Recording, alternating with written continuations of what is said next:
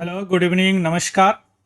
Indian scientists develop tool for a star catalog in 30-meter telescope. ये telescope यानी दूरबीन का नाम है।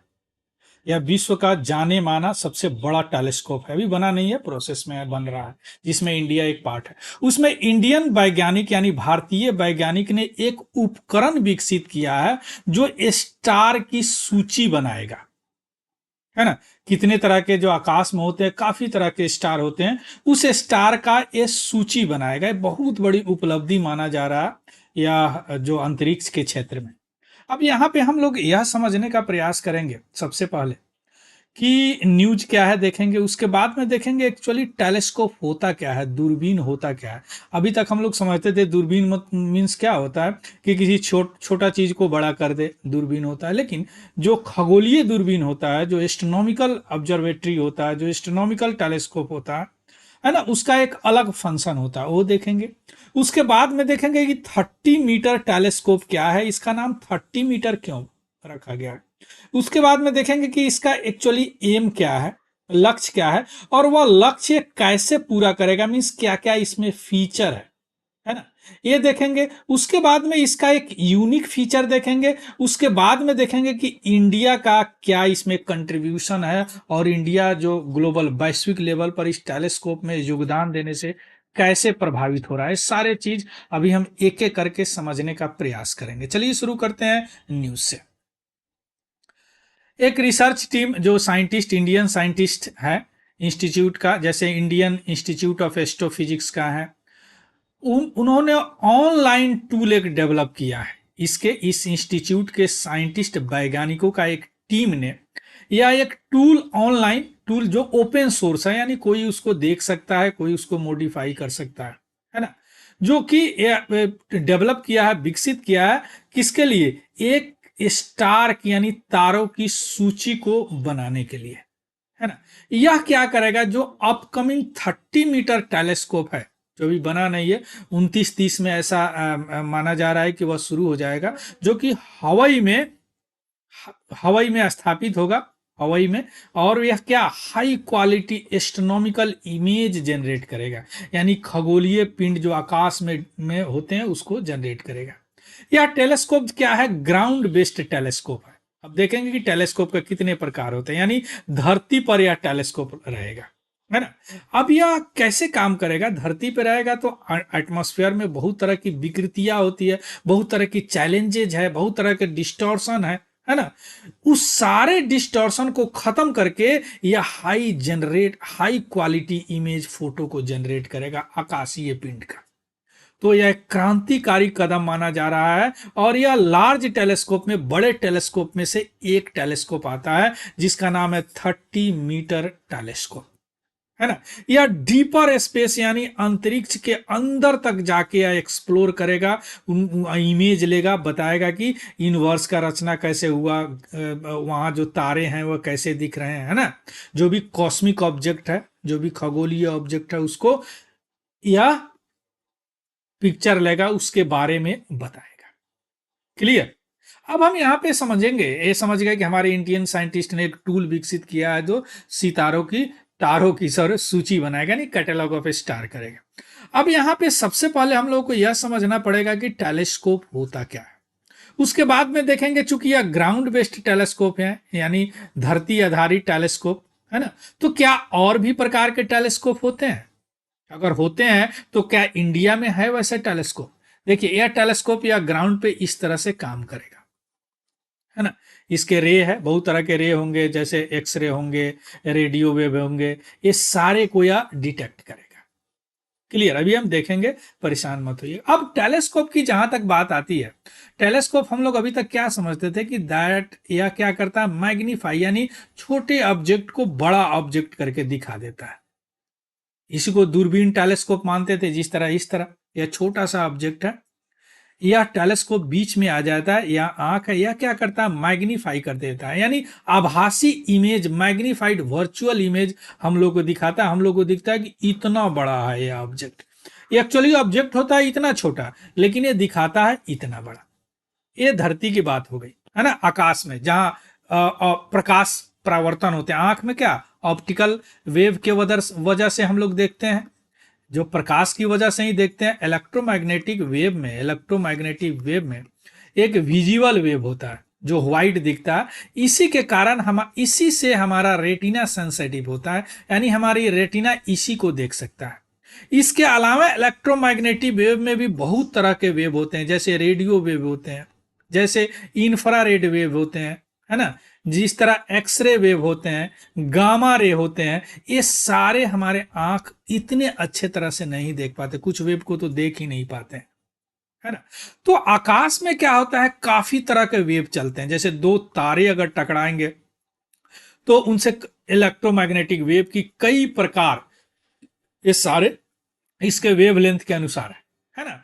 तो वहां पे एक स्पेशल प्रकार का टेलीस्कोप चाहिए जो आकाशीय पिंड के बारे में बताए, है ना। मैग्नीफाई भी करता है लेकिन उसका नेचर बताता है, डिस्टेंस बता देता है। जैसे कोई प्रकार, मान लीजिए कि कोई ऑब्जेक्ट यहाँ पे है, वह लड़ा यहाँ पे, एक वेव निकली, वेव यहाँ टेलीस्कोप डिटेक्ट किया, तो इस वेव के वेवलेंथ से पता चल जाता है कि कितना लाइट ईयर वह पीछे है ना।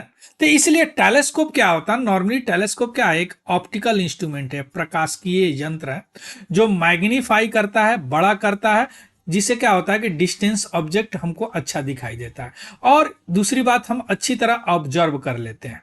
लेकिन जो अब टेलीस्कोप होता है, जो खगोलीय यानी सेलेसियल और टेरेस्ट्रियल फेनोमेना को भी ऑब्जेक्ट करता है। यह कैसे ऑब्जेक्ट करेगा, यह इलेक्ट्रोमैग्नेटिक रेडिएशन को कलेक्ट करके, जैसे विजिबल लाइट हो गया, रेडियो वेव हो गया, एक्सरे हो गया, है ना। या कैसे करेगा, लेंसेज, मिरर उसमें लगे रहेंगे जो उससे ऑब्जर्व करके हमको नेचर उसका बताएगा, उस ऑब्जेक्ट का। इसी से हम लोग स्टार वगैरह के बारे में जानकारी जो भी हमारे पास है, बिकॉज ऑफ टेलीस्कोप।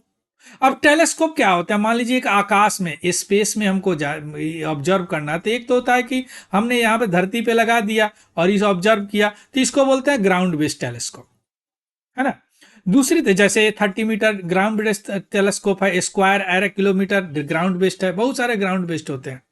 अब स्पेस बेस्ड टेलीस्कोप क्या होता है कि स्पेस में ही जिस तरह सैटेलाइट घूमते हैं उस तरह ये भी घूमेगा और फोटो लेगा। जैसे जेम्स वेब, मैंने जो आदित्य L1 के बारे में एक वीडियो बनाया हूं, वहां देखिएगा, या L2 पे जेम्स वेब टेलीस्कोप रखा गया है। या क्या है, एक स्पेस टेलीस्कोप है। हमारे पास भी एक टेलीस्कोप है, स्पेस बेस्ड टेलीस्कोप, उसको एस्ट्रोसैट बोलते हैं। 2015 में उसे डाला गया लो अर्थ ऑर्बिट में। इसके अलावा अंडर वाटर टेलीस्कोप भी होते हैं, कि वाटर के, समुद्र के नीचे टेलीस्कोप होते हैं। एयरबॉर्न टेलीस्कोप होते हैं। इसको क्या करता है कि इसको किया जाता है कि हेलीकॉप्टर पर टेलीस्कोप डाल देते हैं और इंफ्रारेड से पता चलता है। जैसे stratospheric observatory of infrared astronomy, SOFIA, यह जो है पहली बार जो है मूनलिट एरिया से, यानी वह एरिया मून का, चंद्रमा का, जहां पे प्रकाश पड़ाता है, प्रकाश पहुंचता है सूर्य का, वहां पे पानी का खोज किया है या सोफिया, तो याद रखिएगा। तो इतने तरह के टेलीस्कोप होते हैं। क्लियर। चलिए अब आते हैं 30 मीटर टेलीस्कोप पर। 30 मीटर टेलीस्कोप एक प्रोजेक्ट है, इंटरनेशनल प्रोजेक्ट, जिसमें इंडिया है, यूनाइटेड स्टेट्स है, कनाडा है, चाइना है, जापान है, ये सारे मिलके इसको डेवलप कर रहे हैं। अब इससे क्या होगा, जो भी अभी हम ब्रह्मांड के बारे में जानते हैं उसकी जानकारी में हमको और बढ़ोतरी मिलेगी, यानी अच्छी तरह हम यूनिवर्स, ब्रह्मांड को जान पाएंगे। या नेक्स्ट जनरेशन एस्ट्रोनॉमिकल ऑब्जर्वेटरी या वेधशाला है ना, या इतनी रिजोल्यूशन होगा, इसका सेंसिटिविटी होता है, जैसे इसमें क्या बोलते हैं, ये जो भी इन्वायरमेंट का जो विकृति है उसको भी यह खत्म करेगा। और इसको 30 मीटर टेलीस्कोप इसलिए बोला गया है कि जी इसका जो मिरर है ना, उसका व्यास यानी डायमीटर जो है 30 मीटर है, इसलिए 30 मीटर टेलीस्कोप बोला गया है। या एडाप्टिव ऑप्टिक सिस्टम है। यह क्या करता है, यही है जो इन्वायरमेंट के विक्षोभ को कम करता है, जिसको बोला जाता है एओपी। थोड़ा सा देख लेंगे, और एक नई नई टेक्नोलॉजी इंस्ट्रूमेंट इसमें लगाए गए हैं।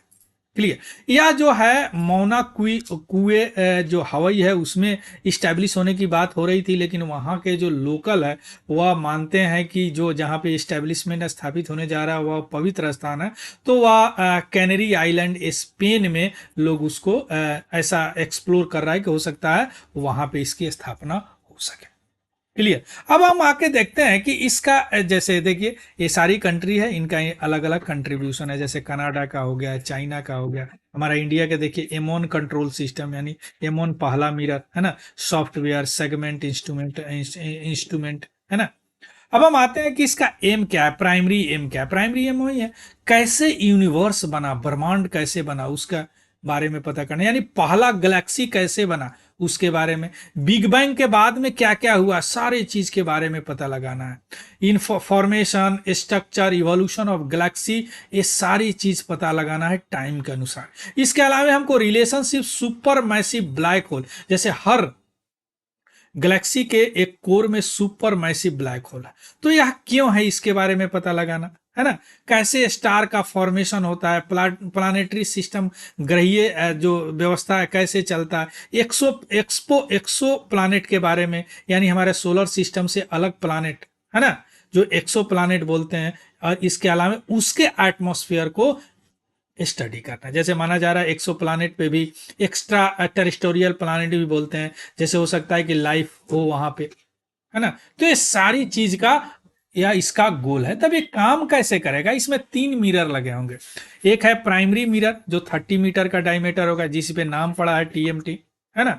अब यह जो 492 हेक्सागोनल सेगमेंट में बटे होंगे, यानी हेक्सागोनल मीन 6 भुजाएं। इसके अलावा सेकेंडरी मिरर होगा, दूसरा मिरर, जिसमें 118 स्मॉलर हेक्सागोनल होंगे। उसके बाद टर्शियरी मिरर, तीसरा मिरर, जिसमें 3.5 मीटर और 2.5 मीटर का पोजीशन सेंट्रली होगा, बीच में होगा प्राइमरी मिरर का। ये सारे काम करेंगे वहां पे, इससे या इस गोल को प्राप्त करेगा। क्लियर।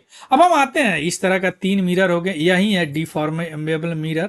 और यहाँ पे एओएस जो लगा रहेगा, जो कि इन्वायरमेंट का विक्षोभ को कम करेगा, है ना। अब हम आते हैं कि एओएस जो जो शुरू में बताएं, एओएस क्या करेगा। एओएस एडॉप्टिव ऑप्टिक्स सिस्टम है ना। यह एओएस का नाम है, वैसे साइंटिफिक नाम narrow field infrared adaptive optics system, NFIRAOS। यह डिफॉर्मेबल मिरर का काम करेगा, एक और मिरर है, और लेजर गाइड स्टार, है दोनों क्या काम करेगा, जो भी एटमॉस्फेरिक यानी वायुमंडलीय टर्बुलेंस है, विक्षोभ है, उसको करेक्ट करेगा, जिससे क्या होगा कि इमेज अच्छी तरह आएगा। और हमारे साइंटिस्ट ने अलग से या स्काई का कैटलॉग सूची बना ही लिए हैं, तो इसमें और मदद होगा। और उसमें इस सब ये सारे काम करने के लिए साइंटिफिक इंस्ट्रूमेंट लगे होंगे, जैसे इंफ्रारेड इमेजिंग स्पेक्ट्रोमीटर इरिस, जो इंफ्रारेड को डिटेक्ट करेगा, वाइल्ड फोल्ड ऑप्टिकल स्पेक्ट्रोग्राफ, जो ऑप्टिकल वेव को ऑब्जर्व करेगा। इस तरह बहुत सारे ऑब्जर्वेशन करेगा, है ना। ये दोनों मिलके बहुत सारे ऑब्जर्वेशन करेंगे, जो खगोलीय पिंड का, आकाशीय पिंड का होंगे। अब हम आते हैं, इस तरह होगा एडॉप्टिव ऑप्टिक सिस्टम। यहाँ पे यह जो इन्वायरमेंट का टर्बुलेंस है उसको खत्म करेगा, इस तरह का वह मिरर होगा। क्लियर। अब हम आते हैं कि यह क्यों महत्वपूर्ण है इंडिया के लिए। देखिए, इंडिया में इतने जो संस्थाएं हैं वह भाग ले रहे हैं, जैसे Indian institute of astrophysics Bengaluru, inter university centre for astronomy and astrophysics जो पुणे में है, Aryabhatta research institute of observational science ARIES जो नैनीताल में है। यानी इतने इंस्टीट्यूट कंट्रीब्यूट कर रहे हैं, तो माना जा रहा है कि ये तो मेजर कंट्रीब्यूटर हो गया, योगदान देने वाला। और हम लोग क्या दे रहे हैं, हार्डवेयर दे रहे हैं, इंस्ट्रूमेंटेशन दे रहे हैं, सॉफ्टवेयर दे रहे हैं, और $200 मिलियन पैसे भी दे रहे हैं इसके लिए, है ना।